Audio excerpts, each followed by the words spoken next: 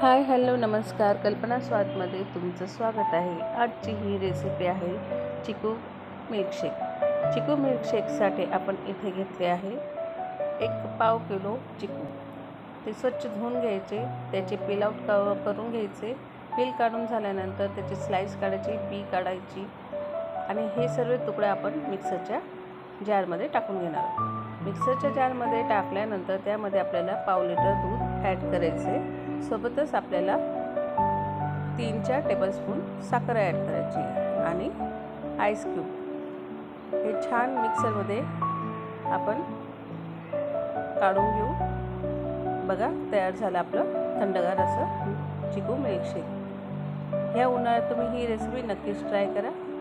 आवडल्यास like, share, subscribe करायला विसरू नका आणि एन्जॉय करा चिकू मिल्कशेक। सोबत आपण ड्रायफ्रूटने गार्निश करून घेणार आहोत। चला तर मग तुम्ही कधी बनवताय चिकू मिल्कशेक? पुन्हा भेटूया नवीन रेसिपीसोबत। तोपर्यंत गुड बाय।